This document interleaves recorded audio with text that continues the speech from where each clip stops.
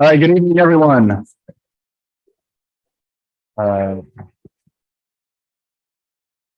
Happy June 1st. Happy start of summer. And great to see everyone both in person and on Zoom. And thanks y'all for joining our SAR final presentations.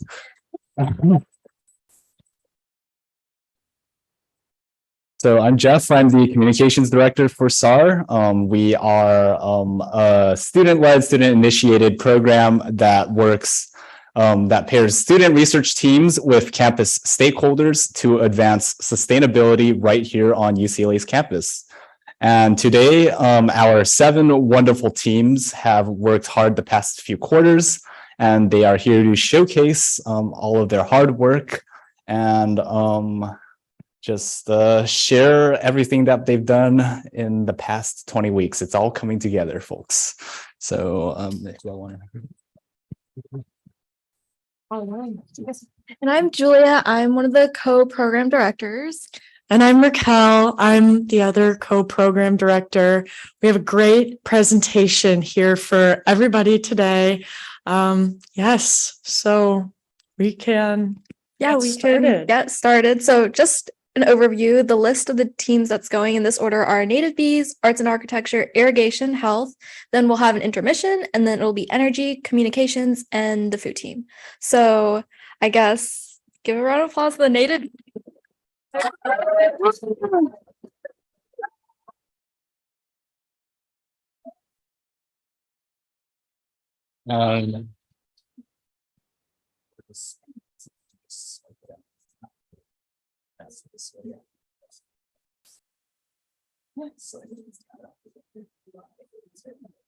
I think you can just go twice and then this, or swipe it twice. And then if you want to go back, it's no, this way, like down, don't get scroll. Like,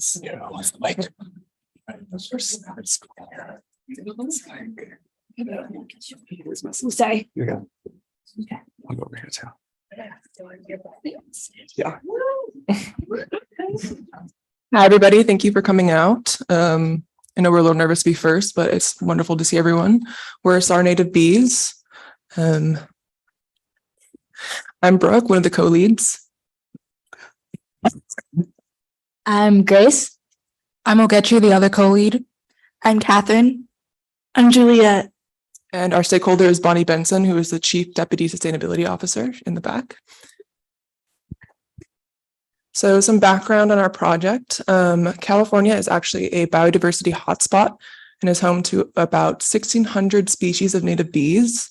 And if you look at the map, this is a concentration of imperiled biodiversity, and it was a study that as one of the few that actually included insects. And California is a big red spot, as a lot of our native biodiversity is in trouble and soon to be endangered or threatened. Actually, we recently have 4 native bees that are candidates for becoming on the list of threatened or endangered species due to insects are not typically classified under that act, but due to technicality on California law, they are now being considered. So these are 4 of our native bee species that are now being considered for that list and will be further protected. So UCLA efforts in the past, we've had Bruin Beekeepers, which was founded in 2018, and they have Bruin native beehive, or not native beehives, honey beehives on the Life Sciences building, and they installed a native beehive in 2019. However, due to COVID and a couple other reasons, the hive kind of went to waste, and we're learning from their experiences. And as well as we've used knowledge from the past SAR teams of Native Plant Nursery who have made it possible for recent changes to Moore Hall, as well as the botanical gardens. Sorry. That leads us to our research questions. Which native bees on campus are present? What are their preferred plants? Where on campus are those plants located and the bees? And how can we educate the student body in landscaping practices to better inform them and protect native bees? Alrighty. So a bit on the background of our methods, a little bit of information you may or might not be familiar with is that native bees are diurnal, which is the opposite of nocturnal. They are daytime organisms. They are also small and delicate, and they are pollinators. So they visit and distribute flowering plants. And sometimes they are difficult to identify. So to address these, we do daytime field assessments, mostly in Sage Hill and Botanical Gardens. We also prefer video over photo because it's easier to capture their elusivity. And we don't do any physical capturing because that's kind of a difficult process for us, and that's a bit out of our professionality. We also have documented flowers and plants that go along with each bee that we find, and we uploaded unidentified bees to iNaturalist. And then so the procedure for identification, we have field surveys, informational interviews, different equipment to help with it, and we use iNaturalist, like I mentioned before. And then to assess this data, we used the Google Form survey and a map of observations, all of which will be discussed later. And then so for the interviews, this is the list of people we interviewed, and the two I want to highlight are Andy and Leaf. Andy is the managing director of Sage Hill and a restoration ecologist. He helped us a lot with our Sage Hill assessments, and Leaf is a conservation scientist for the Xerces Society, and all the rest of these individuals helped us just in identification and how to identify bees. And so a little bit on iNaturalist, it's an online social network of people sharing biodiversity information. Specifically for our project, we looked at the different bees on there for identification, confirmation of the identity of these bees, and data for our map development. Can you guys hear me okay? All right, awesome. So I'm going to go through some of the reasoning behind our methods. We wanted to focus on identification skills. So we performed weekly field surveys, which helped with our personal identification. We also held interviews with bee experts such as Crystal Hickman. She helped us distinguish between different bee species. And we also used proper equipment such as hand lenses, which increased the accuracy of our observations. Next, we had professional confirmation. Using iNaturalist, this helped us distinguish between species we were maybe more unsure about, and again, increase the accuracy of our data. We also focused on outreach. We set up booths at the Earth Day Fair and the Pollinator Palooza, which increased the knowledge of our research and also increased the amount of community data we received. Finally, we want to focus on data maximization, so we set up an easily accessible Google form, which maximized data collection from community scientists as they submitted their own observations. And then these are some images of our fieldwork. And down there, we have a Crouch's bumblebee, which we talked about was one of the bees potentially at risk in the future. And equity, diversity, and inclusion was also a big part of our research. By setting up the Google form, we encouraged participation from a large, diverse group of scientists as we posted it around campus and advertised it at our booth. We also applied for and received TGIF funding so that the necessary materials for our group were easily accessible to all. And when we posted Instagram infographics, we included alt text to increase accessibility and make sure everyone could look at them. So we also included EDI when we had our events. So we had the Earth Day forum, which was put on by the Carbon Neutrality Initiatives and the Environmentalists of Color for their Climate Justice Forum. And we worked with CalPERC, who does sustainability and lobbying. So we want to introduce you to the native bees of UCLA. So right here are 9 different species. We actually were able to identify over 11 species. As you can see, they vary in color, size, in behavior. And so their habitat is going to be a reflection of that and needs to be as varied and diverse as they are.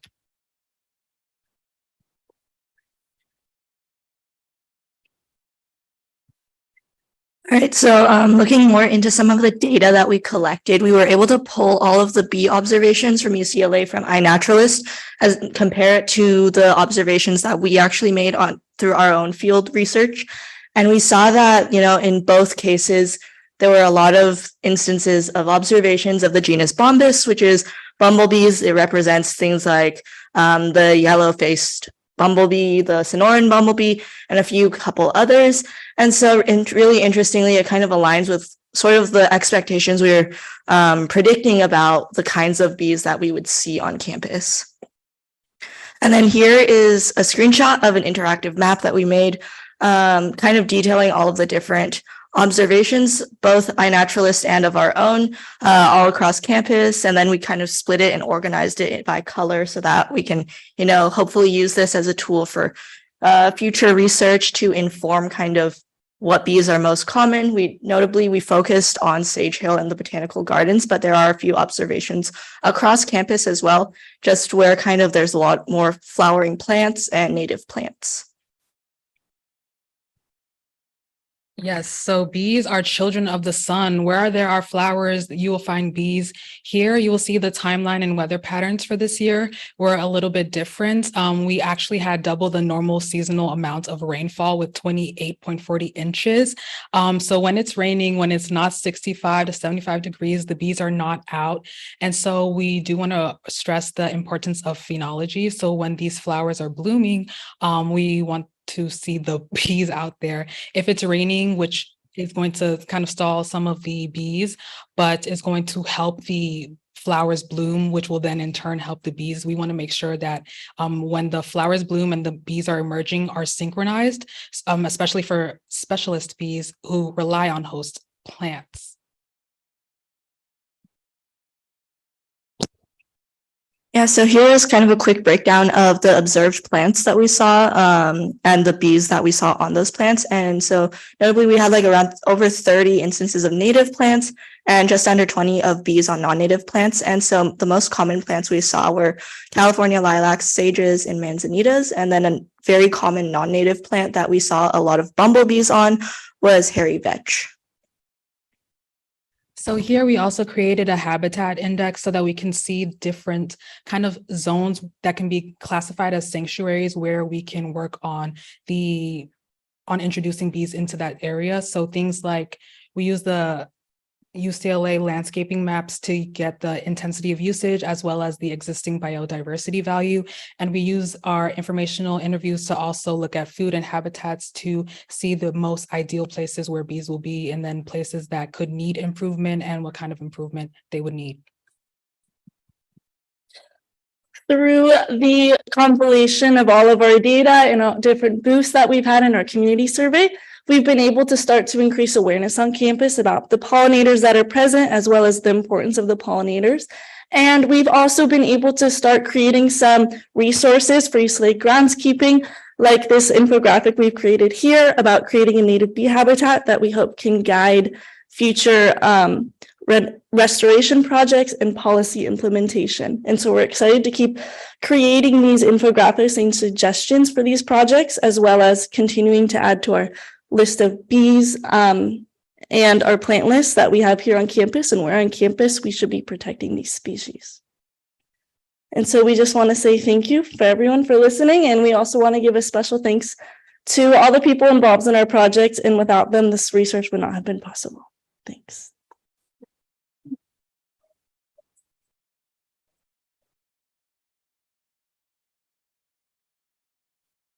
Questions? What was your guys' favorite part of this project? Y'all could like repeat the question for our live streams, that would be great. So the question was, what was our favorite part of this project? And I'll say for myself, the field assessments were by far my favorite. I think it was really neat, like going into the botanical gardens and seeing a lot of different bees there. I think my favorite assessment was when we went to Sage Hill and we saw this oval-headed sweat bee on, it was a coastal morning glory. And I thought it was just such a cute little bee. And it was really cool because we hadn't seen that bee at all yet. That was the first time we saw it. And then we saw it all over that plant. So it's really interesting. You really get to see like bees do prefer different plants and you're able to see that when you go in the field. So I thought that was neat. I was really impressed with the variety, the diversity of bees that you found. All like the number of genus is amazing. And so I was just wondering, did you see any patterns in what you were able to see? Like, were there any divisions about where they were showing up by genus? So the question was, were there any divisions where they were showing up by genus and any patterns that we noticed? Do you guys want to take it? I think the biggest one that we noticed was like when looking at the map, the bumblebees are kind of all over the place. Like I was walking to class today and I just saw a bumblebee near like the Court of Sciences. But a lot of the other bees, I think, were mostly concentrated in Sage Hill and then a really cute bee that we also saw, which was the Valley Carpenter bee, also called the teddy bear bee, was primarily like seen a lot in the botanical gardens. So I think there are like kind of distributions based on the plants that they're most associated with.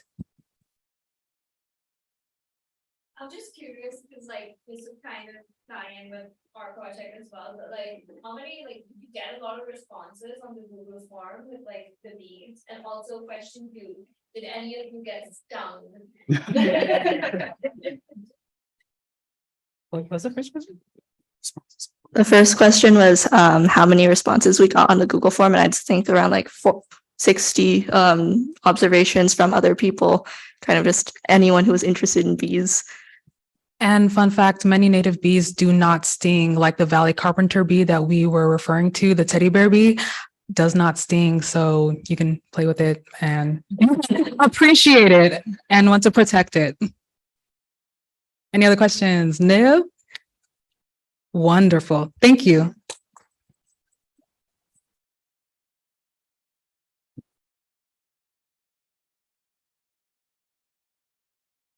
Okay, next up we have the arts and architecture team.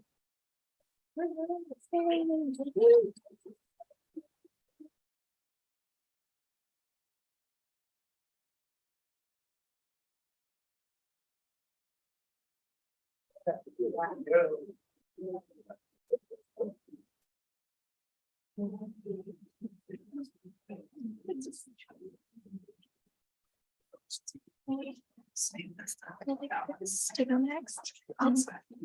So this to go next. That to go back. Okay, this is Hello. Okay. Hello. Thank you all for coming. We are the SAR Arts and Architecture team, and our team presentation will be on the holistic review of sustainability within the School of Arts and Architecture. My name is Madeline, and my other co-lead is Sam Trezona, and we have Samantha, Gabrielle, and AJ here today. And our stakeholder is Linda Holmes, who's Director of IT and Operations at the School of Arts and Architecture.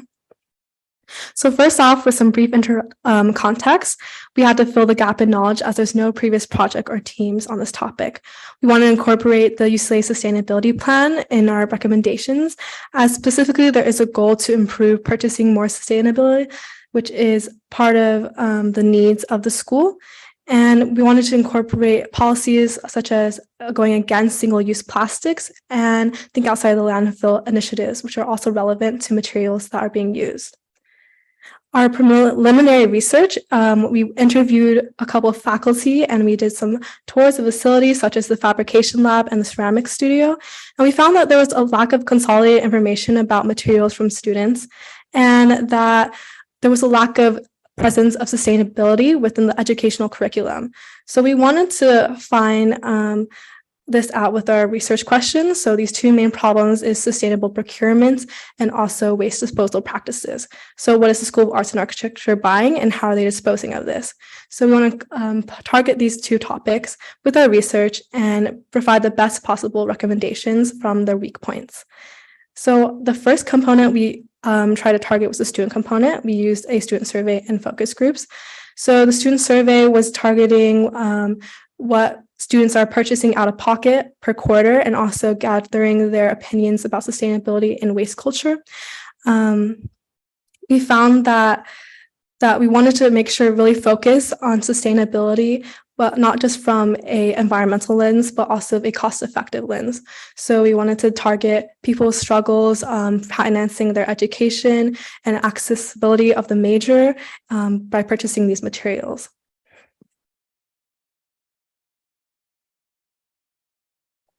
Okay, so the general student survey breakdown was that there are around 26 survey respondents. Considering the fact that arts and architecture has a reputation of having low respondents on surveys, we're actually pretty happy about these 26 respondents. So the quarterly mean cost out of pocket was around $300 per quarter. And then generally students preferred cost as their first priority when purchasing items, and then material quality and delivery date, and then sustainability. And we calculated this through priority average, or the average ranking of each variable on our survey. So kind of what are students saying? We have a couple of statistics provided here, but generally students show that there's a lack of reuse within the entire school, and generally points towards needing more reuse education and consolidation of material use. Okay, so from our survey, we found that the average art student disposes of 13 pounds of course material related waste every 2 weeks, while the architecture student disposes of 14.9 pounds in the same period. These pie graphs show a breakdown of the distribution of the top 5 areas of material waste, and we see overwhelmingly that the paper and cardboard and wood scrap make up a large share of this. And then these show a good way to figure out how to most effectively target and reduce waste with certain efforts. Here's a breakdown of costs in the DESMA 22 form class. This is just an example of an average class that an art student will take. And the studio breakdown is about 1 to 2 classes per quarter, and this is $200. You can easily see how this can add up over time. And then from our survey and our focus groups, we got responses about if a surplus stop was implemented, how would students react to it? So there was overwhelmingly supportive of a surplus stop. And it was a general consensus that if such a stop was implemented, it'd be a great way to reduce costs and to promote sustainability. Now, the sustainability vendor analysis rubric was our way to create a digestible and reusable solution to analyze our vendors. And we really had 3 types of vendors analyzed here: UCLA official vendors, vendors students opted for, and alternative sustainable solutions. And here we can see a very simplified version of the rubric, and it shows the 4 types of scores. There's environmental, ethical, and economic scores, weighted equally 0 to 12. And lastly, the procurement sustainability scored 0 to 4, regarding the supply chain of these products, making a total score of 40. And to illustrate our methodology, we have another sample simplified methodology process. And it's important to note that this was really a culmination of our smaller team efforts. We have the interviews and purchase invoices, the student surveys, and virtual databases and research to accumulate all of this information. And in the end, it is a very thorough and holistic way to analyze vendors now and for the future. So we used the rubric we created to evaluate the materials used by UCLA Arts and Architecture, including plywood, clay, painting and sculpting supplies, and 3D filament. And through our research and analysis, we found that 70% of the materials purchased violate UCLA's single-use plastic policy, with the majority of these violations coming from foam core, 3D filament, and art supplies. And then these 2 histograms compare the materials currently used by UCLA Arts and Architecture to our team vendor suggestions. And the mean of the current vendors is 23.5, while the mean of our suggestions is 28.8. And this data shows how our rubric can be used to improve sustainability within the School of Arts and Architecture. Okay, so for our deliverables, to kind of communicate all of this complex data that we got from word of mouth, qualitative and quantitative analysis, we're going to be providing multiple different types of infographics. So there's going to be one main infographic with the most important information, and then there's going to be 3 supplemental infographics that kind of expand on that information. And one of those supplemental can be seen on the slide right now. And then also the rubric itself will be a deliverable, and there's going to be a way to, like, an example of how to use it as well. And then this will be distributed by our stakeholder, Linda Holmes, through email and print, but it will be up to the departments to read, digest, and implement our recommendations. So kind of a summary of our team's impact. We did a lot, but the most important things are listed. So the first thing we did was we created, developed, and implemented a rubric to quantify sustainability metrics across vendors, which has not existed before at UCLA. Next, we kind of broadened and interconnected the conversation on sustainability within the entire school, from students to staff to faculty. And lastly, we were the first team to get a baseline of the total student cost and how to reduce that cost. So looking forward, there's a lot of future projects that could come out of our team, but these are kind of the main ones. So the first and most important would be creating a reuse culture and reducing the material or increasing material reuse rates. And we think the best way to do this would be to create that satellite campus of the surplus stop out of the zero waste department within arts and architecture as kind of a waste centralization and redistribution area. Next, we suggest a team go and look at the single-use plastics violations and work on initiatives to reduce these violations. And lastly, arts and architecture, both DMA and architecture require new computers every 3 years or so. So there should be an evaluation of that waste as well. So that's all. We wanted to say thank you to our stakeholder, our advisors, all the staff, faculty, and students within arts and architecture that helped us, TGIF, and the SAR directors and faculty advisors. Thank you.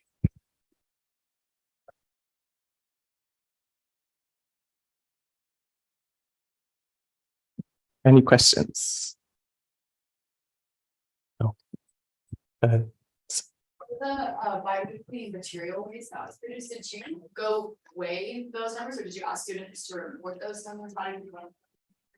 Yeah, so in our survey, we had kind of like a check down with all the typical waste from like foam core to acrylics and all the great, wonderful waste used to create beautiful art.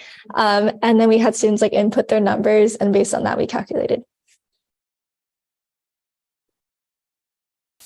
For the surplus stop survey question, did you propose all the options people could choose in response, or do you allow them to fill it in? I'm mainly wondering because I didn't see like an everyday or every other day option, so I'm just curious to learn more about that. Yeah, could you go back to the slide?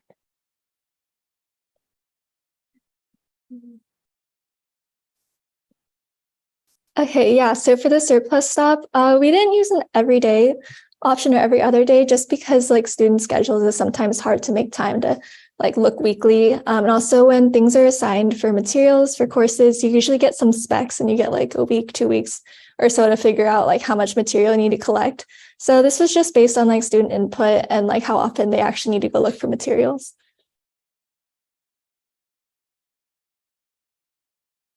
Any other questions? Bonnie. Are you surprised by the survey results? Based on our original conversation, we thought sustainability would fall very high on the choices, but it seems like it fell within the highest. Maybe a bit of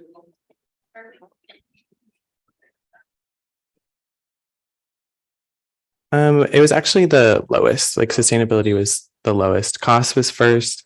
Yeah. Yeah, it did. Any other questions? I mean, I'm curious of when you were talking to students directly, like, did you get a sense that they're just not interested in sustainability, or they are, but it's a lower priority? I think it's kind of a mixed bag. We talked to a couple of students and some are really passionate. And we had some kind of notice that some of the trash cans didn't have the right bags in them, that kind of stuff. So there's some that are, but then it's like also the cost and like they need to get their work done. So that's obviously going to come a little later. Yeah. Any final questions? Okay. Thank you so much.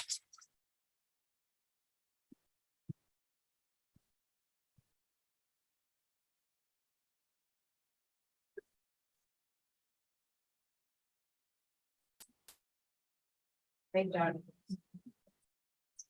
Okay, next we have the irrigation team.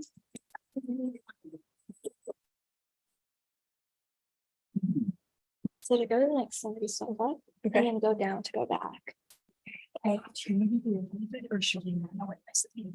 Would that be easy? So sure, should you all? Wait. You can do it. Mic check. All right, what's up, guys? We are the SAR irrigation team. And our project was quantifying water and cost savings from UCLA turf conversions. Our stakeholder is Greg Luna, and our key informants to the score have been Suzanne Gagliano, Alex Gomez, and Chris Wu. So current irrigation practices at UCLA.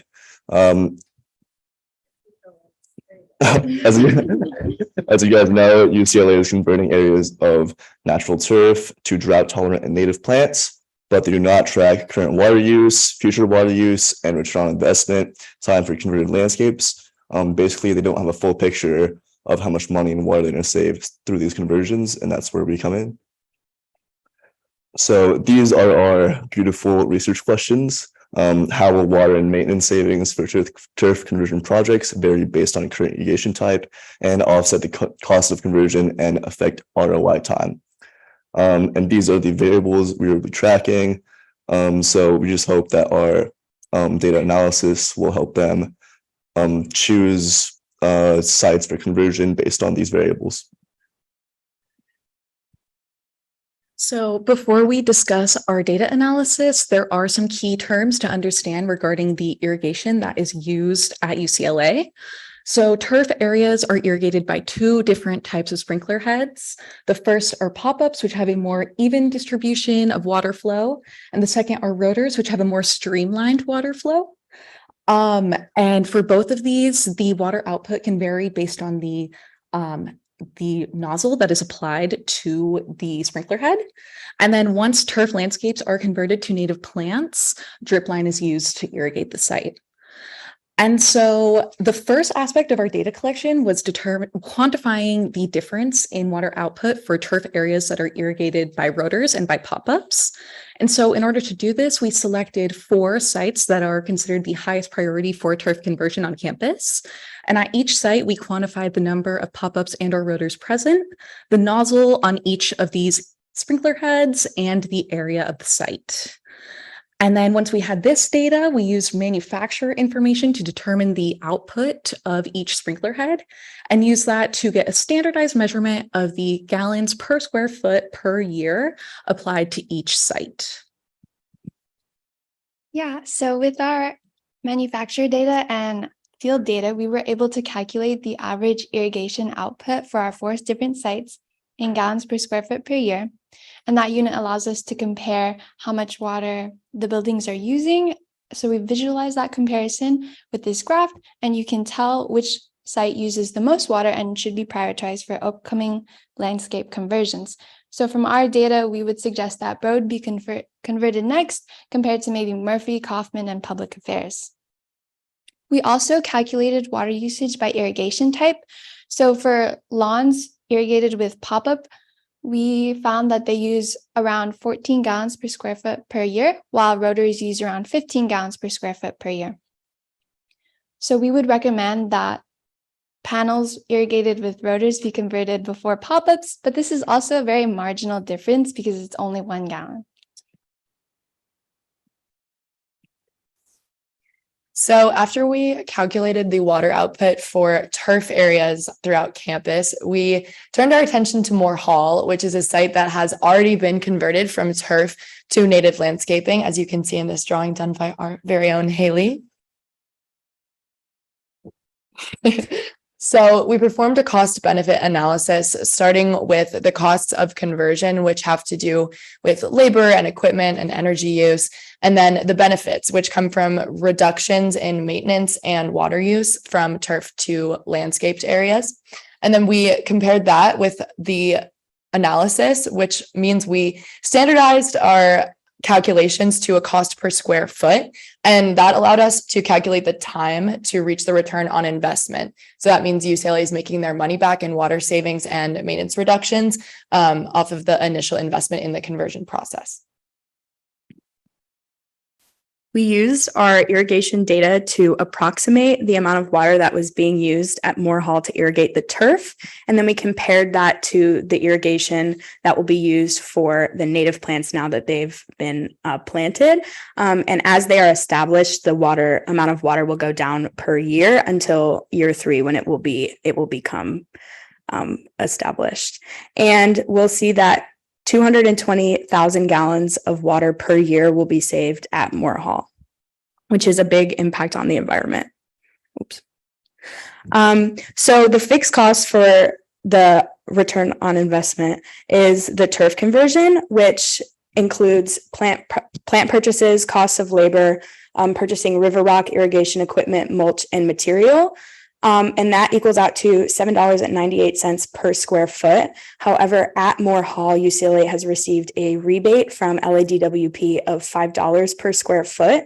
So the actual cost per square foot for Moore Hall was $2.98. This cost is offset by the yearly maintenance costs. They will be significantly decreased now that it has been converted to landscaped area, because turf requires much more maintenance than landscaped areas do.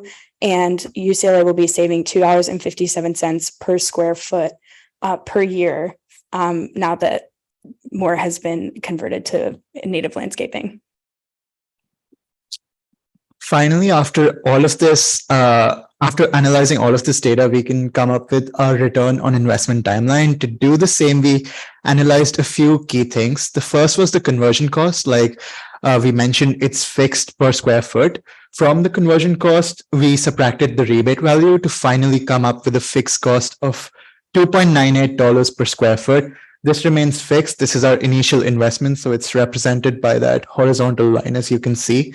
The next step was coming up with a savings line. The savings line was come up using the maintenance cost that we will be saving each year. This is also fixed every year. And the final thing was analyzing the amount of money that we will be saving using less water for native plants. This will change each year, like we mentioned, as the plants get more and more established. This is represented by the use of different colors.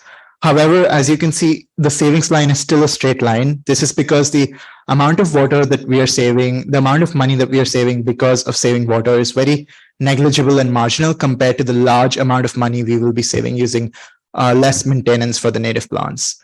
And after analyzing all of this huge amount of data, we came up with a break-even point of 1.13 years. This means that UCLA will make all of its initial investment back within just a short time span of 1 year. So this means that we should really go ahead and push forward with this project.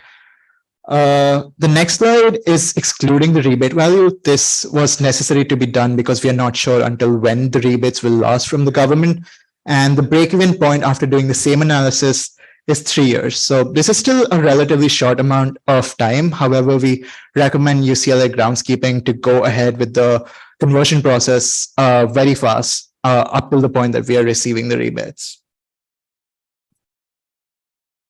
Okay, so although the plants that were planted at Moore are all classified as low water use or very low water use, only 50% of them are actually native to California.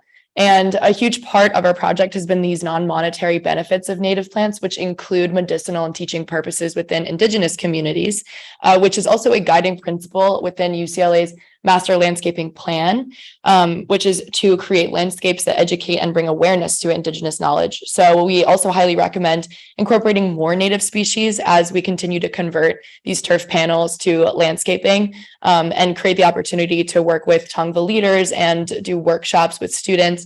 Because we make our money back so quickly as a result of these conversions, we can afford to put more investment towards that, as demonstrated by this workshop at Sage Hill. Our conclusion is that we strongly recommend that the landscaping team continue with the ongoing turf conversion because of the enormous monetary benefits while the rebates are still available. And looking towards the future, we hope that our team hopes that landscaping will embrace native species, because not only do they help save money and water, they also promote education and engagement with Indigenous histories and knowledge. Thank you so much to all of our stakeholders and all of our key informants, Greg, Alex, Cornelio, Suzanne, and Guillermo. We couldn't have done all of this data collection without you all. So thank you so much.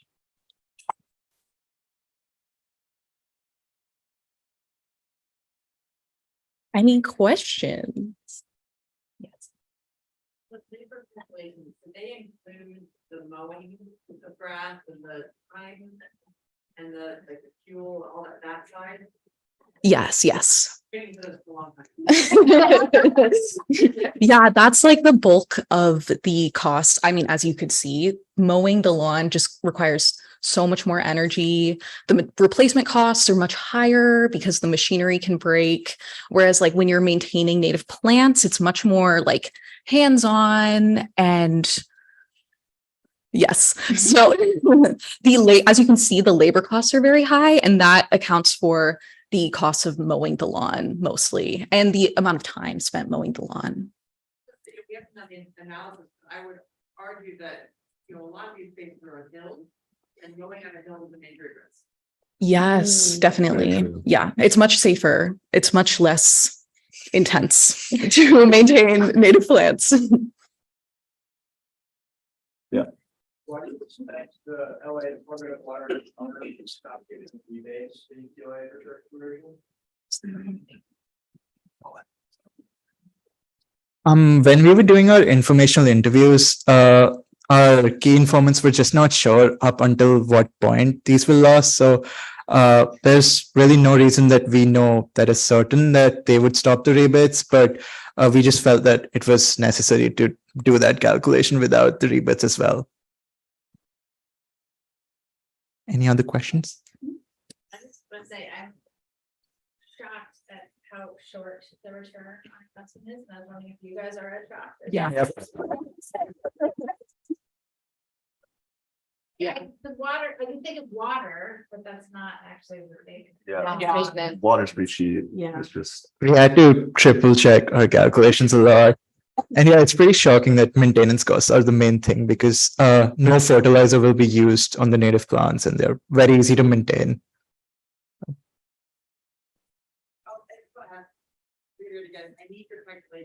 Okay. Yes. Yeah, we can't afford the turf conversion. Yes, we will be making our spreadsheet publicly available. Open source. Can't afford not to, right? Yeah.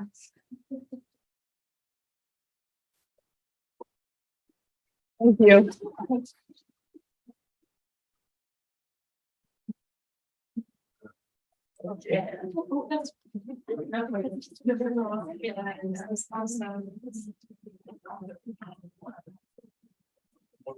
Okay, wonderful job. And then next up, we have the health team.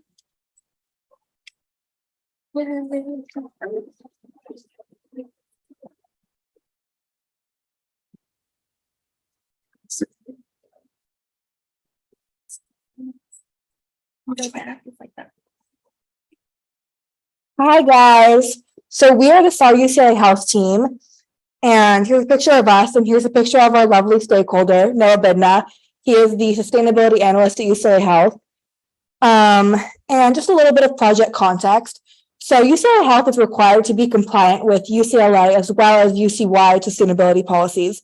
However, this policy implementation is often slow and incomplete due to the bureaucratic nature of hospital systems. And although UCLA Health is certified by Practice Green Health, individual departments have little to no accountability for their own sustainability practices. So this is where we come in, and our project was to develop and pilot a department level green checklist to ensure that clinics and offices are compliant with UC policy. Okay, so our research question is as followed. How aligned are UCLA health departments with the current sustainability policies, and how will a small scope green certification process assist individual departments in complying with these policies? So to begin with, for our methodology for winter quarter, we started with informational interviews, and we had these with UCSF and UCSD, and this was kind of just to help us overcome the initial confusion we had about our project because they have the same certification process. So we worked out some of the kinks with them before kickstarting our own. And then we went into creating our initial draft of our checklist. And this consists of 5 categories: waste reduction, culture of sustainability, water conservation, carbon neutrality, and sustainable procurement. And all of these are based off existing policies. So Practice Green Health, EPA, and University of California Office of the President policies. Okay, so during spring quarter, we reached out to several departments via email asking if they would be willing to participate with our pilot certification program. And out of the 6 that we contacted, 4 departments responded and were able to complete the checklist, one of which was a clinic and 3 of which were offices. We also wanted to make sure that their checklist responses were accurate, so we conducted walkthroughs in person to see if they're about their sustainable practices in action, and also to take note of any discrepancies. When thinking about how we were going to integrate EDI into our project, we further collaborated with our participating departments by administering an optional feedback survey, and we wanted to hear their thoughts and identify areas for improvement for our future practices.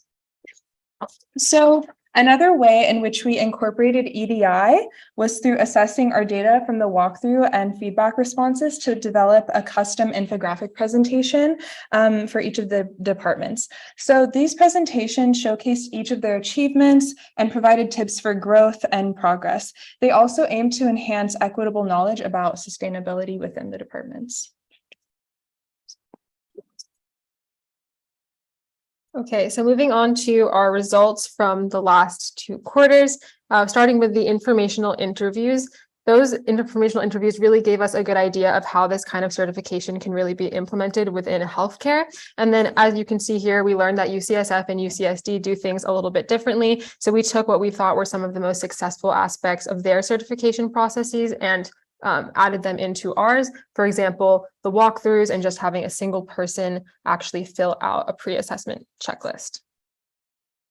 And so using the information that we learned from the informational interviews, as well as all the policies that we mentioned earlier, we read all of those through, and then we worked closely with our stakeholder in order to develop 2 checklists, one for clinics and one for offices, because they have some different information that would apply to each of them. And then, so just so you can see here, this is a little like snippet of one of the checklists, so you can see what we're talking about and kind of visualize what we've been saying. So you can see at the top, there is like the category, and then there's a question that's weighted, and that's associated with an action that you can take to actually complete that checklist question. And then one thing that we did that was different from UCSD and UCSF is that we included the policy right there that backs it up so that all of the departments can learn what they're actually already supposed to be doing. And so we had this approved, and then we're going to go back and make some final edits to our checklist now that we have feedback from the departments that we piloted the program with.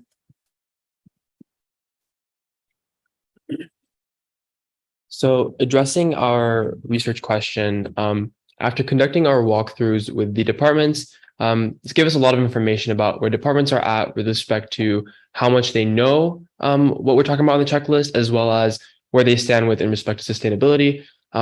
The first column here titled Walkthrough Accuracy shows that the departments are very well equipped and understand the terminology that we use on the checklist in order to be able to accurately answer the questions. And we confirmed that with the walkthroughs and went through each individual thing that they answered physically there with them.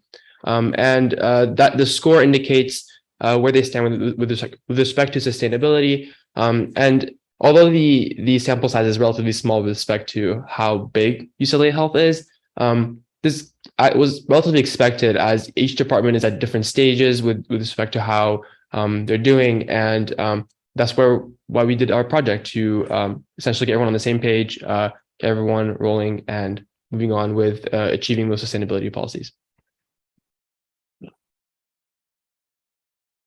So like we mentioned earlier, we actually had a feedback survey that the departments could fill out after completing our pilot. And so far we've heard back from 2 departments, which were EHS and EP and the PICU. And so we already have some positives that our checklist is like completing. So both of the departments thought that the checklist was very comprehensive and found that it was useful for allowing them to assess their own sustainability progress, because you might have thought that some of those percentages seemed a little bit low, but part of the purpose of our checklist is so that it's very transparent what they're meant to be doing. So now they can begin taking further action to become more sustainable. And then the departments were already able to identify specific actions that they can take. For example, these 2 departments mentioned that one of them needs to incorporate more compost bins. And then they also realized that they should have just like one centralized printer. And then some areas for us to improve for our own checklist were that the departments felt that some of the checklist items felt a little bit out of their control. For example, maybe getting LED lighting or incorporating motion sensor water faucets. And then one department mentioned that we should allow for the points to be marked not applicable in case it's not applicable to their specific department without having to get penalized for that. And then they also thought that'd be a great idea to provide some signage or like tip sheets right during the walkthrough so that they can really get the ball rolling on completing some more of those checklist points. So now I'm going to talk about significance and conclusion. So our group reflected on how we thought we should adjust the process, and we found that walkthroughs were extremely useful. One of the ways they helped us was to illuminate system-wide barriers in how people were purchasing things. For example, in the Department of Environmental Services, the formulary we learned that tells them what they should be purchasing does not tell them to purchase recycled paper, which is as easily accessible to them as non-recycled paper. So everyone in Ronald Reagan is being told to purchase a brand of paper that they could just tell them to purchase another one. And they actually have that other paper from previous years when it was recommended. So we're not clear why that was changed, but we're going to recommend that UCLA Health Sustainability Team adjust the formulary. And then we also encountered department-specific situations, such as in the Office of Operations. They had multiple waste streams. They had UCLA's facilities team coming to pick up compost, recycling, and landfill, as well as UCLA Health's facility team. So they didn't need to have double sets of bins in every room. That's something we wouldn't have known if we hadn't gone in person. And lastly, as they said in our feedback survey, some stuff was really not applicable. For example, one of the buildings was a leased building. So we want to adjust our checklist so that no one is penalized for not being able to get LED lights if they lease their building. And so we developed some future recommendations for these departments or for our checklist so that it works better for the departments. And one of them is to change the point system from a binary yes/no system to a scale of 1 to 4 so that departments can sort of give themselves a range of how well they think they're doing. Maybe they are working on something, but they haven't fully gotten there yet. The second is to continue walkthroughs. There was some question of whether or not UCLA's sustainability team at UCLA Health has the capacity to continue walkthroughs because their team is very small. So our secondary recommendation is that they do Zoom walkthroughs to maintain accountability. And our third recommendation is to incorporate in-person presentations, because when we went in person for walkthroughs, departments seemed very interested in having us come back and give in-person presentations and staff meetings about sustainability, which we think will expand the scope of our educational process. So we want to thank specifically Noah Bidna, who worked with us so closely on this process, and also Sarah Brockhouse, who even came along to some of our walkthroughs, and the SAR leaders. Any questions?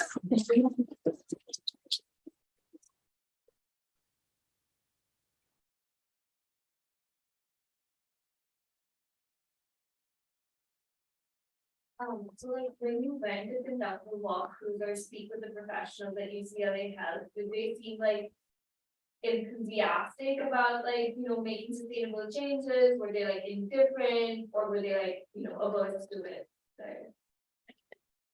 So I went on one of the walkthroughs. It was to the Office of Operations and General Services.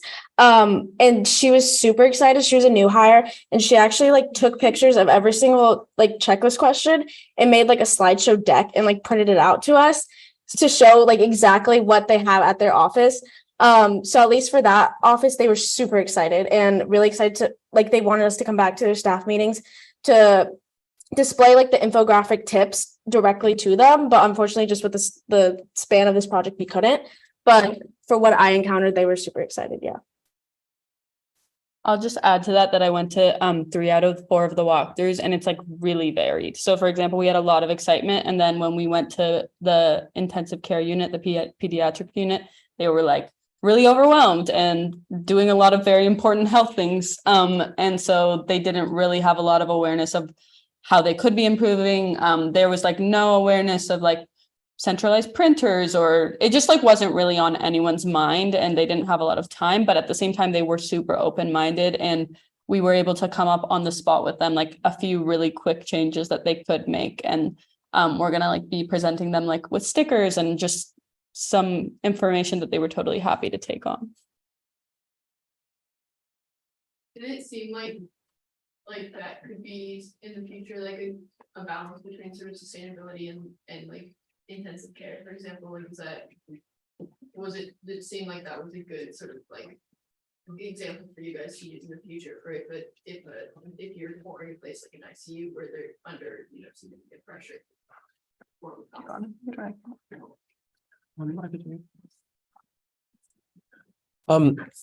There's a lot of room for the unit that we toured to give us examples, but we personally did also hope for being able to do more clinical spaces in general.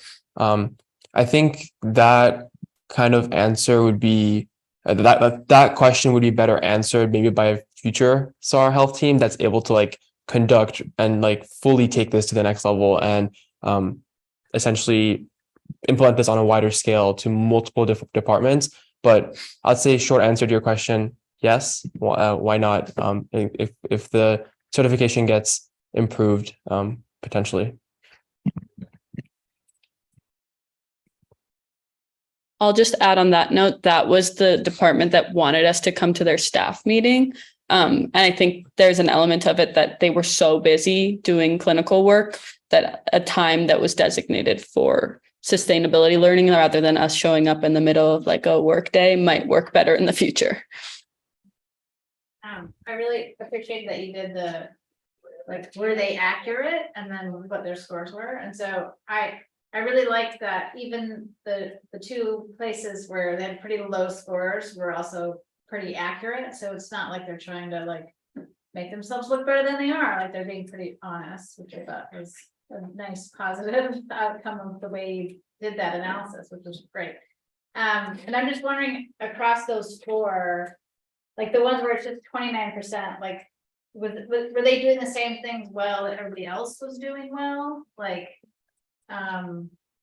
yeah, this one. So like, were there sort of things that everybody was doing, even though, you know, the ICU, or were they good at different things? Or were they all, do you know what I'm asking? I think they were good at different things, because some people's issues were a lot waste related and some of them were, because our questions are very specific on the checklist and we're going to have the checklist as one of our deliverables. But sometimes like one of the questions is, do you deliver the alternative transportation FAQ to your new hires? Pretty much no one does that because they have no idea that they should be doing that. So that was like a universal thing, but then everyone was dealing with waste in wildly different ways, which was very interesting to learn. Right. That's also why we thought that like the 1 to 4, or 1 to 3 system would be better, because for the office that did get like 29%, I think in reality they were doing maybe like parts of things that they had to say no to just because it encompassed like a larger thing. Like for transportation, there were multiple people who do carpool to work, but they just weren't like telling new people to do that. So. Right. On that note, it was interesting. For example, the PICU, they didn't, their staff room was a super different situation than where they did food for patients. They were pretty sustainable with their patient care, but the staff room had really weird stuff going on with waste, and they had like a Keurig machine and just a bunch of like stuff that doesn't line up with how they were. So it's clear that they actually do have the capacity to use sustainable materials and implement them into their processes. It just needs someone to work with them.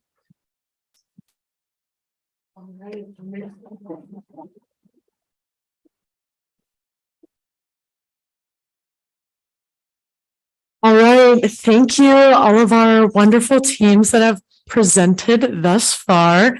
We're now going to have an intermission. So come back around 10 minutes. All right. See y'all in a bit.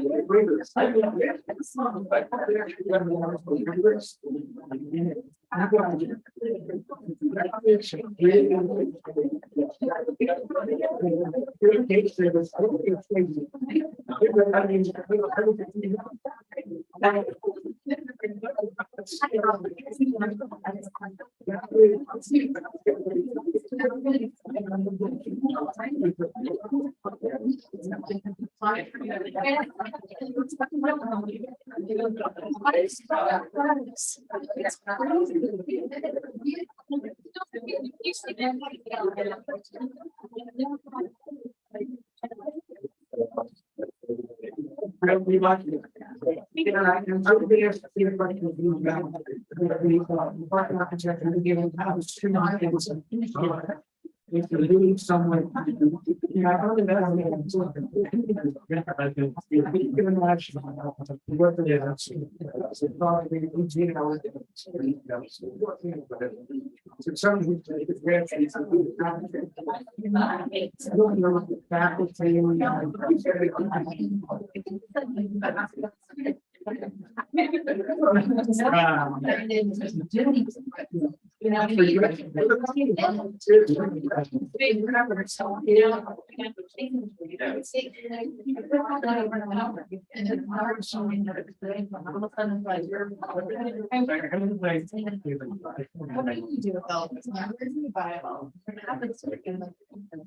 Come back in 5 years and start trying to check it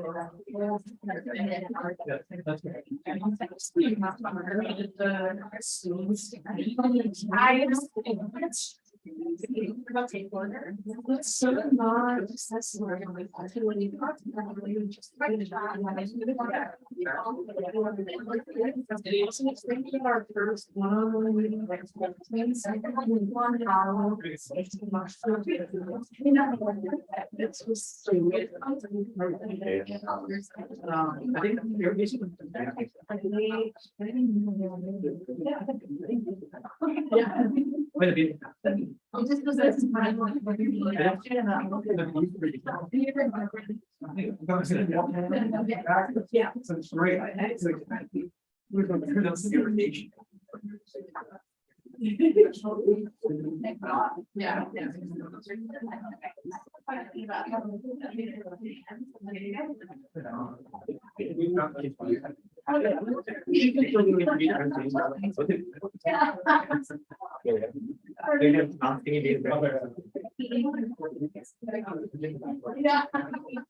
Anyway. Yeah.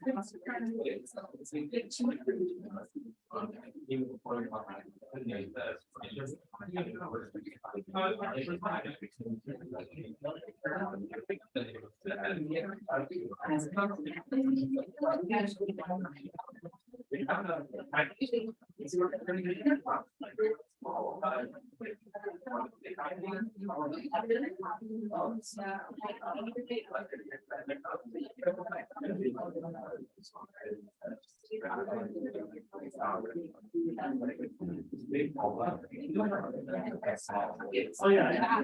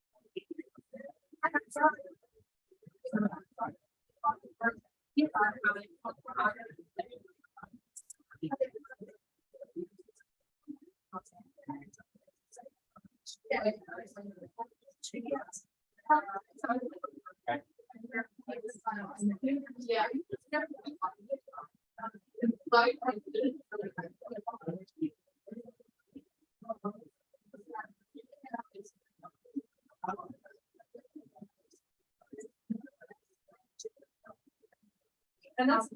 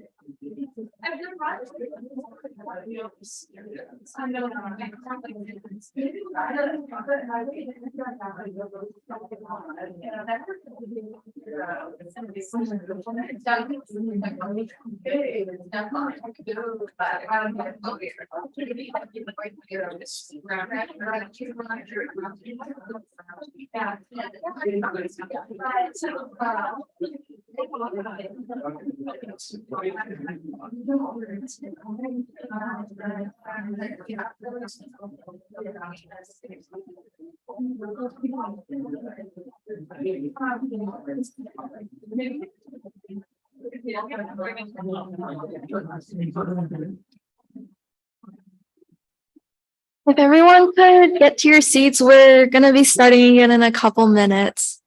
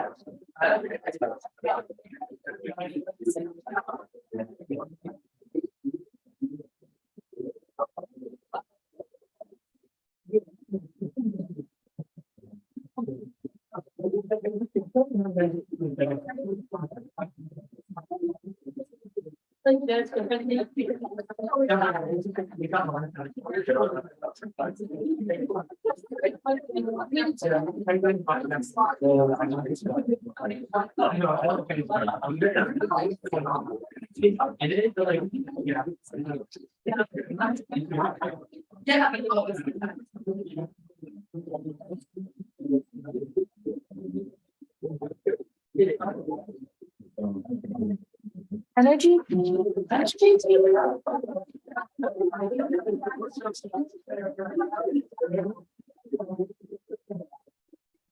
Also, people have been like talking into the That was so smart. All right, guys, just like try to stay off the screen so that everybody can see it.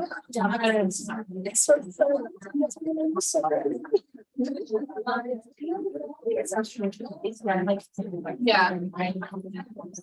Okay, so to go to the next slide, you swipe up and then go down and go back. Here's the mic. It's nothing there.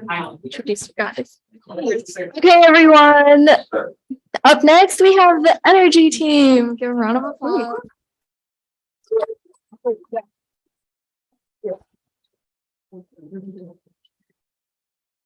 Okay. Hi, everyone. Thank you so much for taking the time to listen to our presentation. We are the energy team. I am Grace, one of the co-leads. This is Luis, my other co-lead, and then Alexis, Jasmine, Caitlin, and Bree. All right.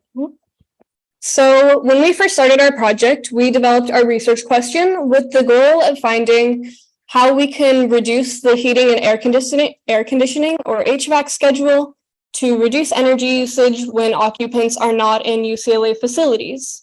Again, when we were developing this, there were a few considerations that we wanted to factor in. Things from last year's energy team. They did their on the efficiency on student housing. While the project was successful, there were a few roadblocks that they came upon that we decided that we would just stick to campus facilities. Also, there have been some past attempts to collect occupancy data. There was a small effort to do cellular tracking, but then there were issues with privacy. And then there is also some past attempts to do occupancy sensors, but that data was very broad and we wanted something more specific. Also, we needed to take into account custodial schedules, and also we did not want to have any sudden temperature changes, and anybody working in the facilities would be uncomfortable with these changes. Also, and then lastly, the level of control. We needed to know how specific the zones were for heating and air conditioning, and we found that different buildings on campus have different like areas that are controlled by different air handlers, and air handlers are just the like units of air conditioning and heating.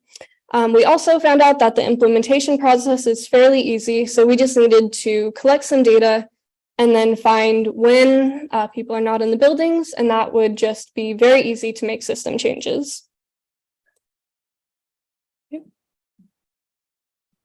Now we'll be going to the methods section. So we chose Perloff. Now you must be asking why Perloff. The reason we chose Perloff is because it was a non-laboratory facility. So it didn't have a lot of restrictions, which made it easy for data collection, for observations and whatnot. We also met with the building coordinator, which granted us further access into the facility. There were some limitations. We tried to do morning shifts, but just because of the restrictions that we came up to it, we decided not to continue morning collections. And we couldn't access the second floor because that was restricted to only architecture students. So we're only limited for the first floor and the B level floor. So as I mentioned before, per level is divided through HVAC control zones. There are 4, air handler 1, 2, 3, and 4. And here's an example. The green one is air handler 1, and the yellow one is air handler 2. Facilities management can manually adjust like the energy output from each air handler zones, which fed into our project. As we were manually taking in the data, we needed a standardized sheet, which was created by one of our members. This data included the rooms between the B level and the first level, and they were also separated into HVAC zones. We also coordinated the occupancy, and additional information that we added was whether or not how many people were in each room or in each hallway as well. The data collections occurred during May 3rd to May 12th between the times of 7 to 11 p.m. through staggered shifts, and we were allowed to have about 9 data collections per day over the course of 2 weeks. Additionally, we manually collected this data by knocking on each and every single door between each floor and noting whether or not there was someone inside it, or as well as how many individuals inside it as well. We decided not to take data or collect data during finals week because the architecture department has a unique project symposium at the end of every single quarter. So during that period, there would be an exponential increase in occupancy that would skew our data as well. So after we collected all the data and we made our recommendations, we submitted into the new schedule into the saving cost calculator. You would be able to see it, but it's okay, we'll fix that right now. And from the saving cost calculator, it produced both a monetary savings cost for facilities management and emission reduction costs. So it's pretty cool, it's pretty complicated. I won't get too into it, but it's very useful.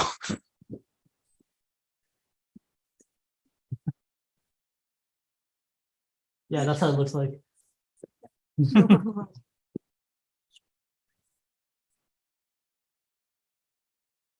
Okay, and so what did we do with this data? We converged the individual room data into air handler zone data. And so we found the occupancy for each of these zones. And then we graphed this data for each day and then converged the days together for a full graph of all of our data. And this here is our crown jewel. It is all of the data that we collected over every single day, and it shows occupancy over time, and it is the color-coded air handler zones. Okay, so this shows a downward trend, meaning that just there were less people in Perloff as it got later. Specifically after 10 p.m., there were no people in air handler 1, 2, or 4, noting that air handler 3 was the shop area and there were students in that area 24/7. Okay, so the proposed schedule changes. This is the, it's slightly shifted in the formatting, but okay. So air handler 1 was originally scheduled to shut off at midnight, but from our data, we decided to shut it off or recommend that it be shut off at 10 p.m. And we also are recommending that air handler 2 be shifted to shut off at 8 p.m. All right, so our changes, while it may not seem like a lot, we're only cutting 1 hour from one air handler and 2 hours from another. It's important to note that air handlers 1 and 2 have the largest zones. They cover the most area in Perloff, which I will show on the next slides. But just by reducing by 3 hours every day, we will save over 780 hours annually.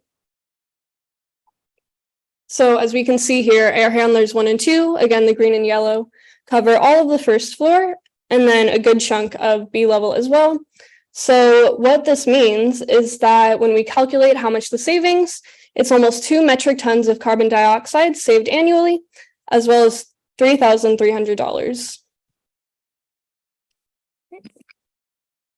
And next, we'll be going through the significance and our next step for our research project.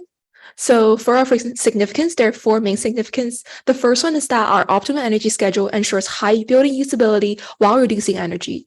For example, no extra facilities or equipment are needed to be installed in order to reduce energy. And secondly, it's that our optimum energy schedule also offers a low cost and flexible plan. As being said, in order to alter the energy schedule, we will need to change it directly through the air controllers for different buildings, which can be controlled by our building coordinators. And so this is a very efficient way, as it can be controlled for different parts of the building, depending on their special circumstances. Thirdly, our projects provide, it demonstrate high potential for further energy reduction, as Perloff is already a pretty energy efficient building considering its busy schedule during the nighttime. However, the fact that our projects show that with the optimal energy schedule, more than 2 metric tons of carbon dioxide can be reduced. It really demonstrates the potential for our UCLA buildings in the future.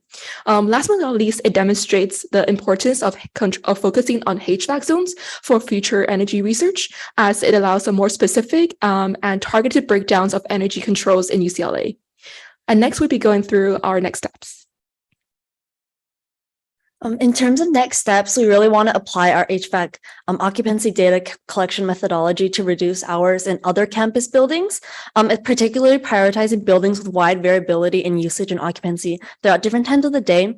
And we mainly plan to do this by disseminating our research findings within UCLA facilities management and telling them about our methodology to help implement these schedule changes.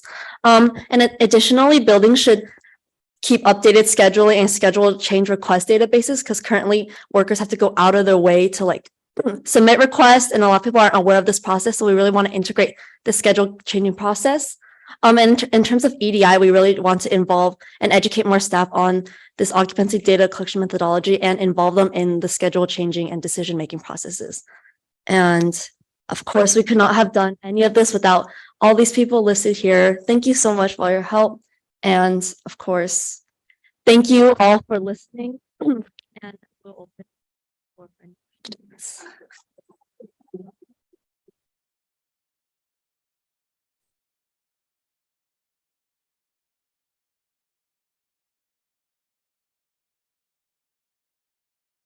Yeah, so I guess on air handlers, can you just remind us of what it means when it's off? Is it, if I'm in a room where the air handler is no longer operating, what does that feel like? You can go. Okay. It basically means that the AC turns off, so it'll get hot or cold, depending. Yeah. Yeah, Well, it won't get too hot. I Too mean, hot, yeah. the temperature still, when it's off, stays around 70 degrees. yeah. It's just not going to be regulated anymore. Yeah. I'm just wondering, you mentioned, so you were looking for custodial staff as well, so is it after 10 they're done? That's. We haven't really discussions of that with our stakeholder. We haven't really figured that out just yet, but yeah. We did find out that the custodial schedules change based on the occupancy of the building. So the busier buildings, custodial goes in later, but then buildings that are less busy go in earlier. So this one, the schedule is shifted a little bit later, just because it's one of the busier buildings where students are there until later hours.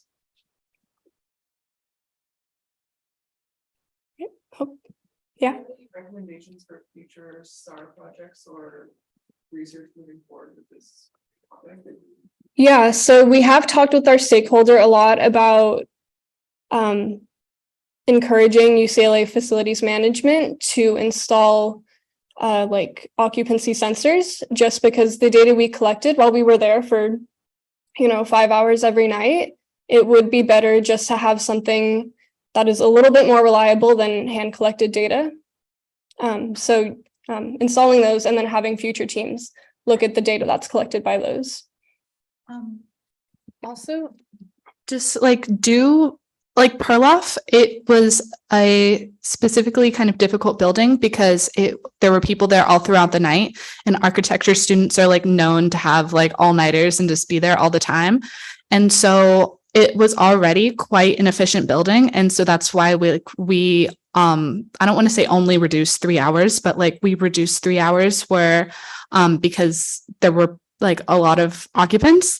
And so for future STAR groups, they could like do a lot more like hunting for and finding like different buildings that seem like they are not as efficient as Perloff is. On that note, are there particular buildings that come to mind that you, in a perfect world, you want to work on for this sort of work? Was it Dodd or Campbell? Yeah, we had talked to Campbell and Dodd. We heard back from Campbell about potentially studying there, but just the timeline didn't line up. We did also find in some of our initial research that North Campus buildings are generally less funded and don't have, schedules that are as up to date as South Campus buildings are. So focusing more on North Campus buildings. Okay.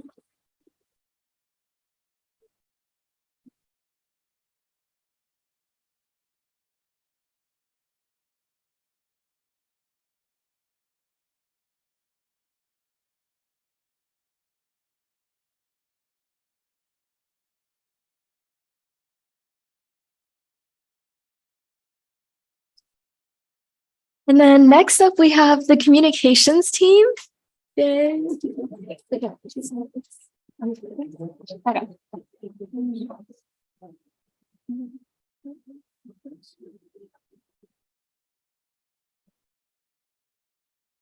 Hello, we are the 2023 Sustainability Communications Team, and we're proud to present our research project, which is an evaluation of the current efforts by UCLA Sustainability to engage and communicate with students about UCLA's sustainability policies and practices. So our team leaders are Asta and Paige, and the rest of our team consists of me, Tracy, Jack, and Sydney, who unfortunately can't be with us today. Our stakeholder, Jennifer Friedman, is UCLA's communication manager. So UCLA Sustainability has a multitude of impressive undertakings, some of these including the Zero Waste Campaign, the Single-Use Plastic Policy, and the Food Waste Campaign require active participation from our campus community. However, in order to be involved with these policies, they first must be knowledgeable about the reasons we adopt them, the behaviors they promote, as well as the policies in general. There's not much information regarding how the campus community receives and engages with sustainability communications sent out by UCLA, which is where we come in.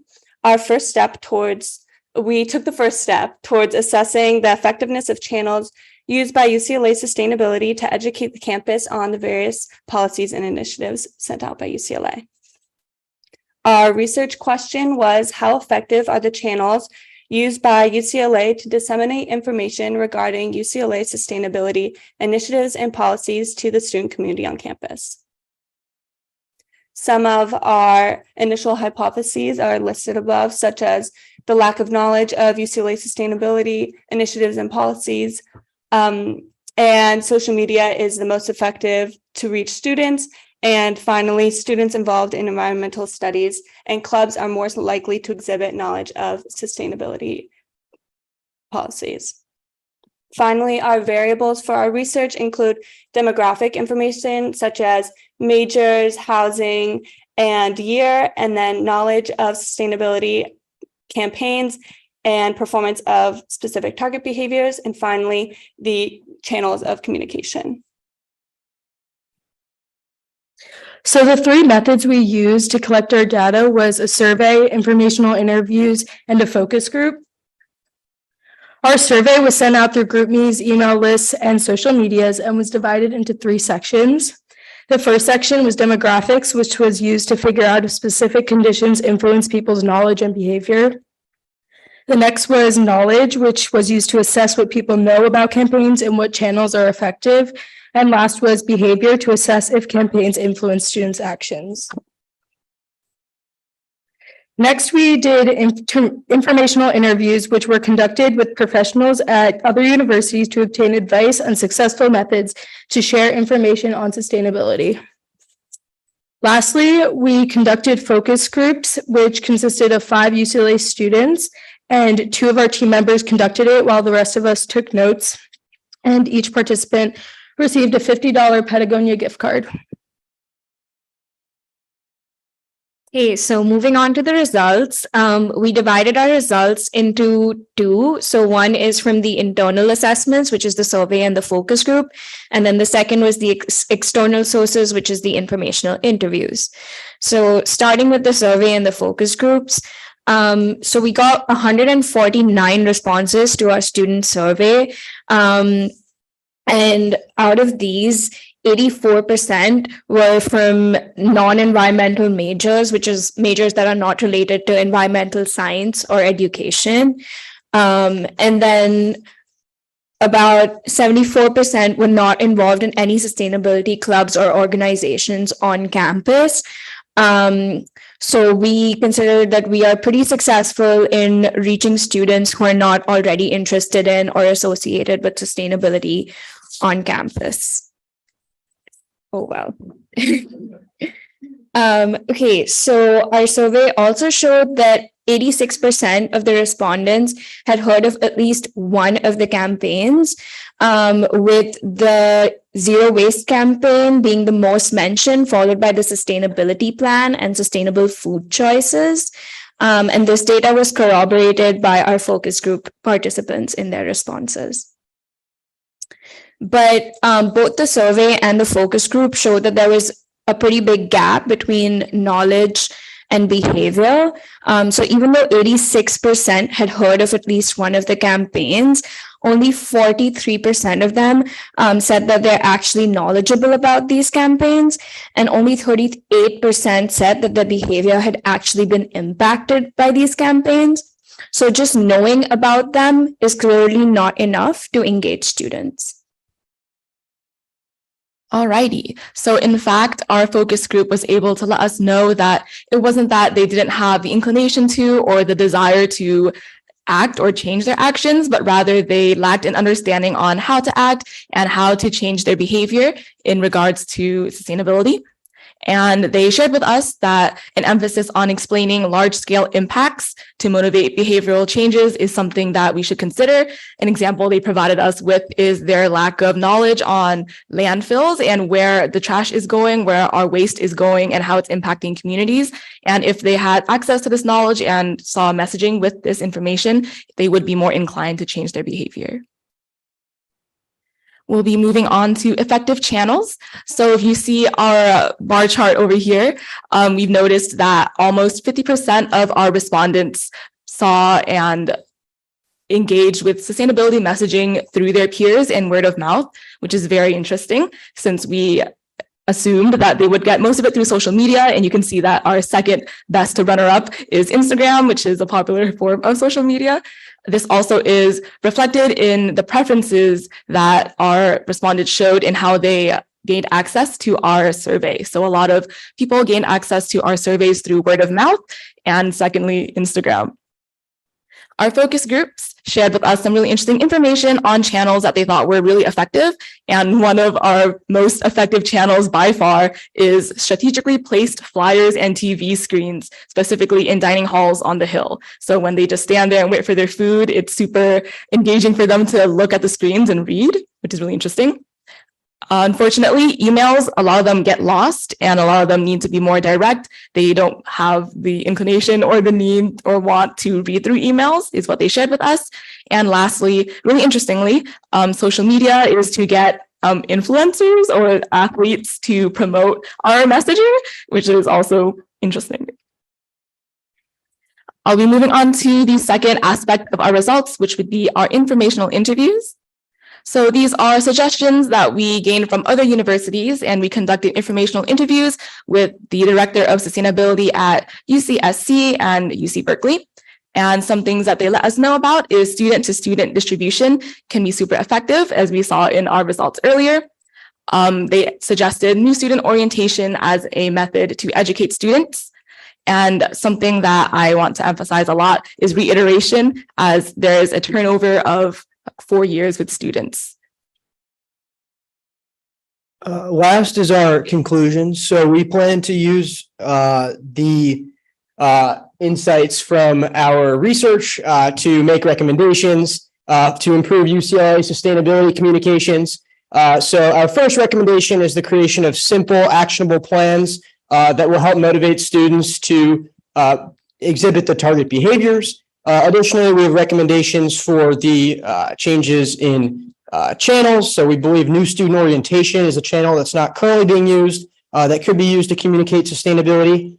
Additionally, we believe student-to-student contact communications is another way that our research indicates that communications can be more successful. Lastly, we recommend the creation of a student resource environmental center that would centralize sustainability communications, help environmental organizations best work together.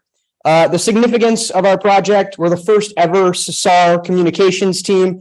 We hope that further research can broaden the scope of our project. Our project was only about students. We hope there can be research into faculty and staff. We believe that communication is a really important part of sustainability because initiatives cannot succeed if students don't know the behaviors that they should be exhibiting. And some acknowledgements. So thank you for everyone who helped us and assisted us with our research.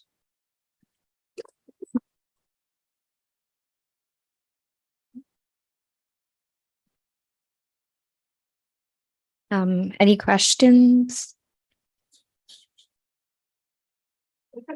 Just wanted to say this, I teach MPH students. This is at the master's level quality after a couple quarter seminar. Very well done. Thank you. Yes, please. I'm wondering about TikTok. Did that come up at all in your discussions, your project work? Are you thinking about maybe that could be part of this, or? Yeah, so really good question. Weirdly, TikTok didn't come up, but I think that that's largely because we don't currently have a TikTok account that's dedicated to like sustainability at UCLA. And a lot of our project was dedicated to sort of assessing the effectiveness of current channels used. So we didn't really look into TikTok.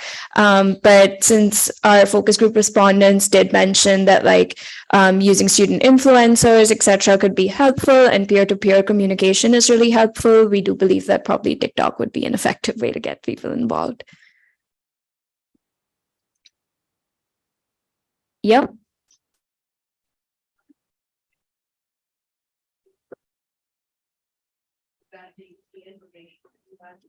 Yeah, so some of our focus group participants mentioned that there were screens, I think in Ronde, where they sort of mention the carbon footprint, I think, of the different kind of meat.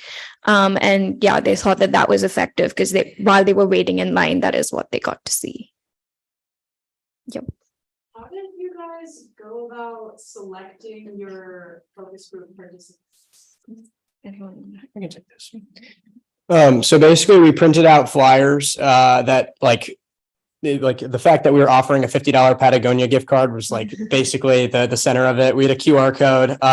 We put them around campus. We had like 20, 25, 30 responses, I think. And from that list, we selected 6 that we felt would be like represent a pretty good diversity of majors, different years. Like we had one from every year, including a graduate student.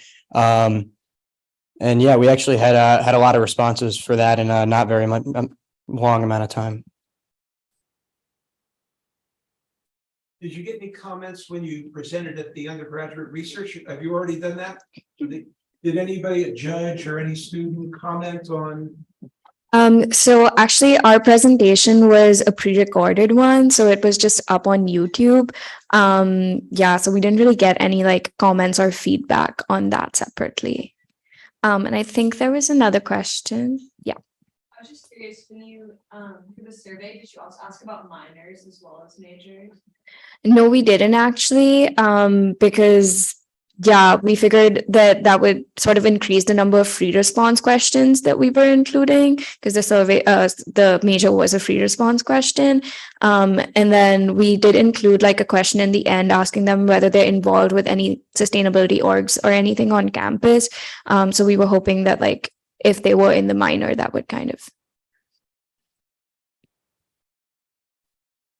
Okay, if that is all, thank you so much for listening.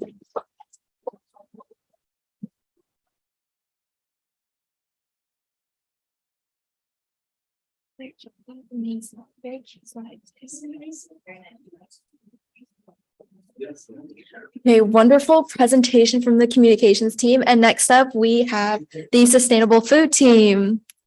Was someone doing it over here? No, it's They okay. had notes like. So the mic is up here. Got it. And then to scroll, you go. Okay, cool. You're gonna do it right here.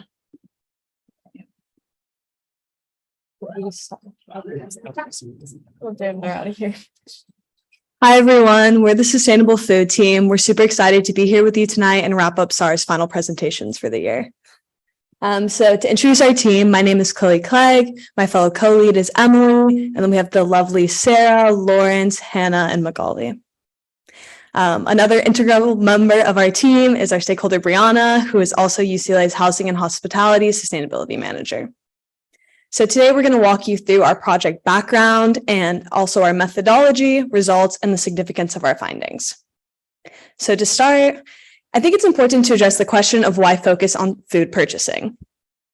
So the global food system has an enormous impact on the climate. It's responsible for 80% of all deforestation, 30% of total greenhouse gas emissions globally, and 70% of freshwater use. Now, UCLA, dining itself spends $20 million annually on food procurement, making it an institution with enormous purchasing power and social and environmental influence. In consideration of the importance of and impact of food purchasing, the University of California set a system-wide goal of achieving 25% sustainable food by 2030. UCLA made considerable progress towards reaching this goal in the 2018 to 2019 year, reaching a 20% sustainable food procurement. Unfortunately, this dropped to 8% post-pandemic. Our SAR team was created to address this issue, and we developed two main research questions. Our first question was, why have UCLA's sustainable food purchases dropped so dramatically since 2019? And this was followed up by, how can UCLA improve their progress by updating their tracking system and evaluating sustainability of current food sources? So onto our methodology. Our methodology had three parts to it. First is the actual data audit. Next are interviews with dining staff and administration. And finally, research on sustainability of our current vendors and alternative vendors for food. Our data audit essentially audited how dining tracked sustainability in food. First came invoices, which just have purchasing details like organic stuff, the price of an item. And these were added onto housing and hospitality spreadsheets if they were sustainable. And essentially our audit was to find any mistakes in this process. So here we made our own spreadsheet of just stuff that was marked as sustainable on invoices, but were missing from the spreadsheet. The next slide here is stuff on the spreadsheet that was actually not sustainable, or they had no accompanying invoice. So like Lawrence mentioned, we interviewed a number of food and sustainability coordinators this spring over Zoom, both at UCLA and across the UCs. So we interviewed 2 coordinators at UCLA and then 3 across Davis and Berkeley. Additionally, when we were researching vendors, this right here is our definition of what we consider to be sustainable. And then in regards to EDI, EDI and ethics, specifically for EDI, we were looking at ownership. So were the vendors women owned? Were they POC owned? Were they LGBTQ plus owned? And then for EDI and ethics policies, we were looking at operational practices. So how are animals treated? What are labor practices? What does board membership look like? In terms of results, our first takeaway pertains to the tracking process itself. So essentially, housing staff manually moves information from purchase receipts into spreadsheets. And we found this process to be inefficient, subject to human error, and done retroactively. Our team conducted research on a sample of data, and we found that almost $20,000 was incorrectly categorized due to human error. This can be extrapolated out to almost $120,000 annually that's wrongly categorized. After analyzing FoodPro, which is the system that tracks UCLA's food purchases, we found strengths and weaknesses.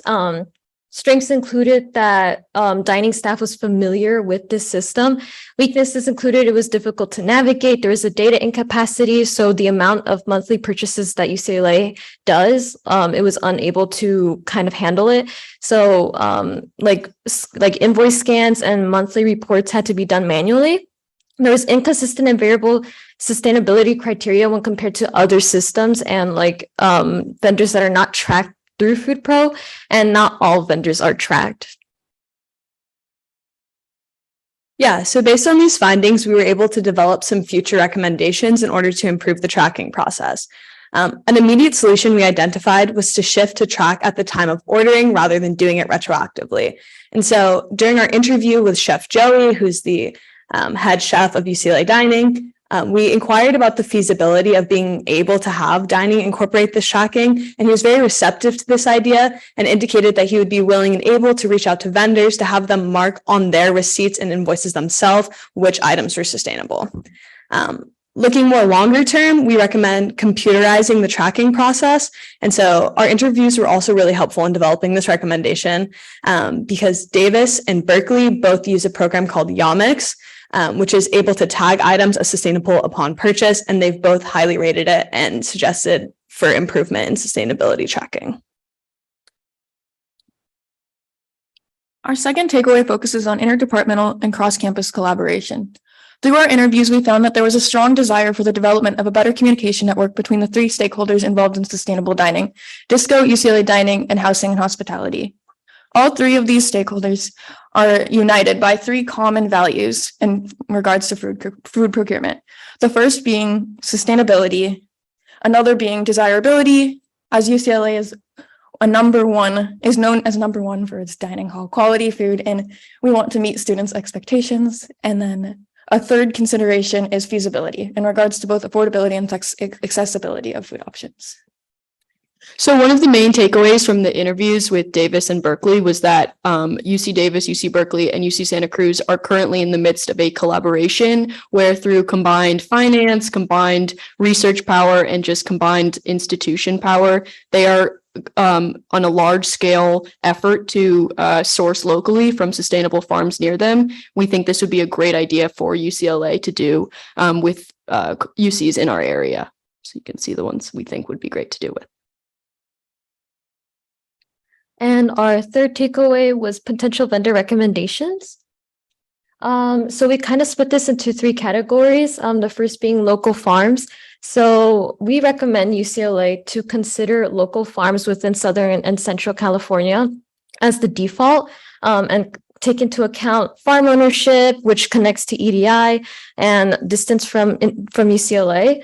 If they are unable to accommodate, we move on to larger distributors, so larger California farms, which covers products from dairy to grain, and larger vendors, which covers produce, and they kind of act as like middlemen between like farms and like institutions that want their produce. In addition to examining alternative vendors, we also took a look at our current vendors. We took a sample of data from two of them, UNFI and Santa Monica Seafood, and we found that for our sample, over 50% of purchased items were actually sustainable. So this tells us that our current vendors do have a large variety of sustainable options. And so a simple solution may be to have housing staff choose the more sustainable options more frequently from our current vendors. Next, we will be discussing the significance of our project.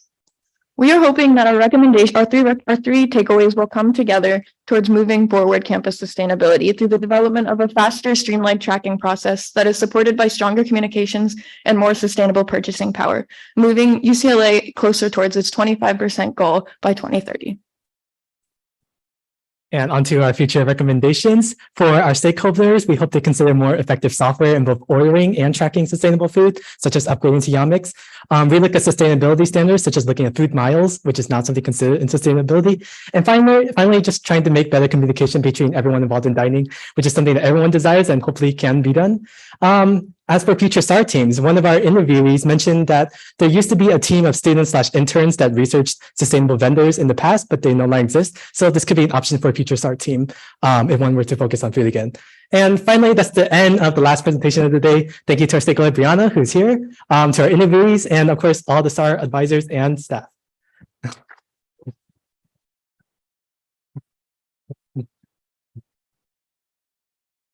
And now we'll answer questions, if any.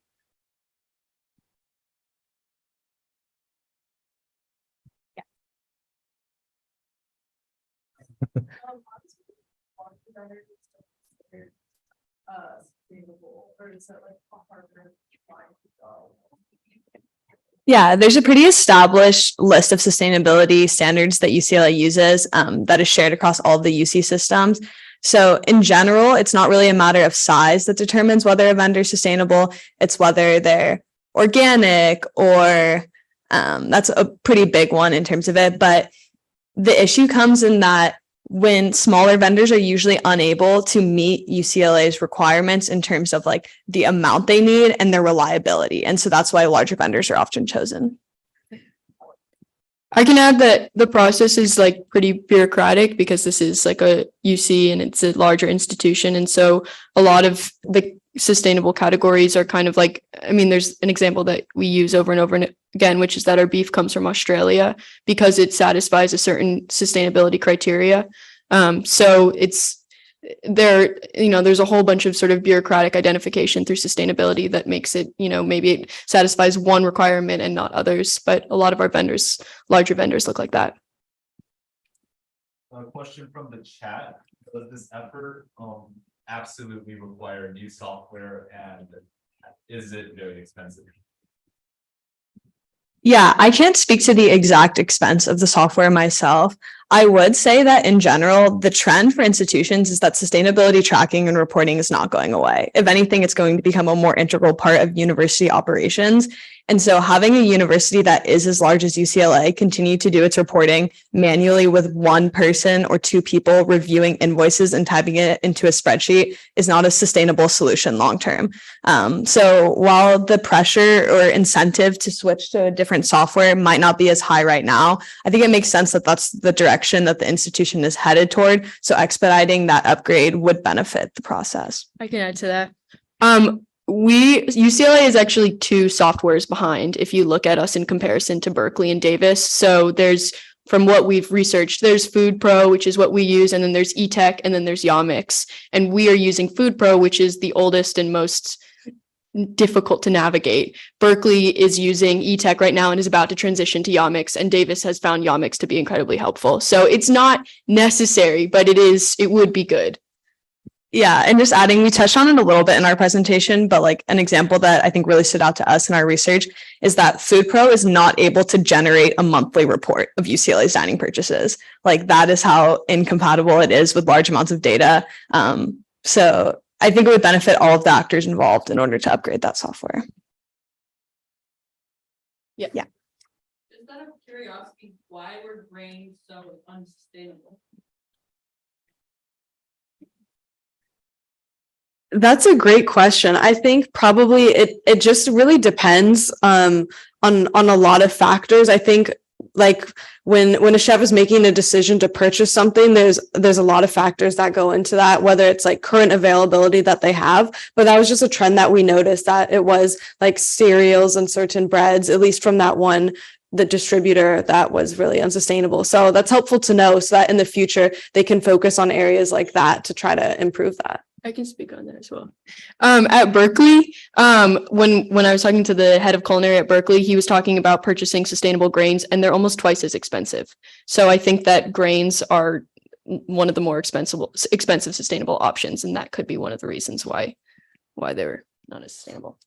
I have another thing to add to this question. I have some experience working in agriculture, and in general, grains are a crop that involve a lot of fertilizer and additional input in order to make it a productive crop. And so, especially because items that involve grain also usually involve a lot of processing, like bread or cereals, it does make sense that it is one of the lesser sustainable items. Thank you.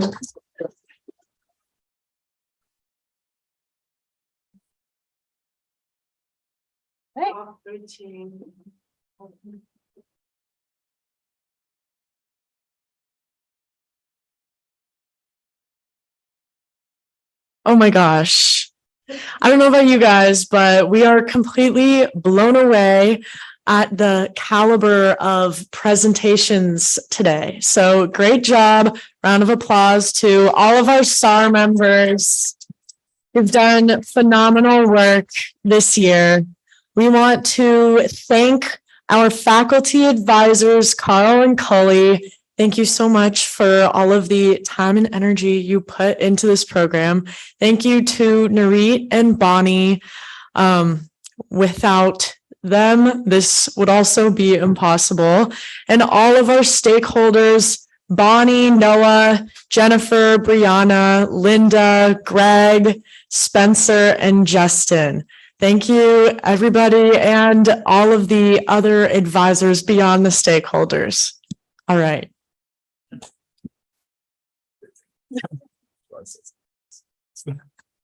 And of course, thank you to all our SAR teams. You guys did incredible work, and I think we were all blown away. And this is like a huge step forward from the midpoint presentations. And then, of course, like our first advisor check-ins that we had in the beginning of winter quarter. So this is extremely impressive. I mean, I have nothing more to add. I've just been like Julia and Raquel. I'd like to echo that I've been blown away by all the data that's been collected over the past 20 weeks, all of the recommendations, all of the hard work that you've all put in, and it's really impressed us. And I know it's impressed your stakeholders as well as Carl and Cully. So congratulations on all of your efforts. We're so proud of you guys.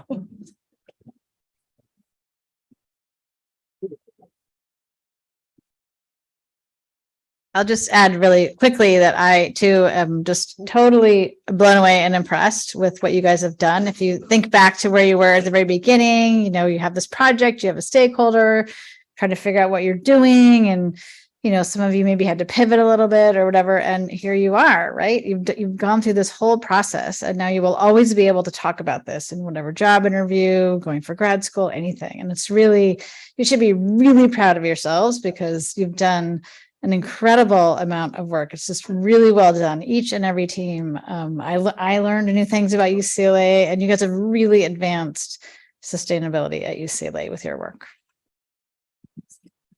For me, it was about the power of diversity in the sense of every team moved in a certain direction, but then the fluorescence and just seeing each project having its own special identity.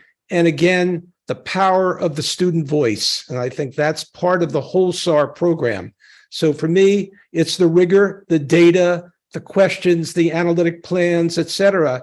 But it's also the wonderful work that you've done in presenting it and presenting the voice of the students. And of course, the next step is how to get beyond just SAR, right? For yourselves, as you heard with the alumni panel, but also getting beyond SAR in terms of having influence. And I think we've always said every year, it's the student's voice that has tremendous power, and you are proof positive.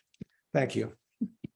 And I also want to give a huge round of applause to your directors this year, because they just did an incredible amount of work.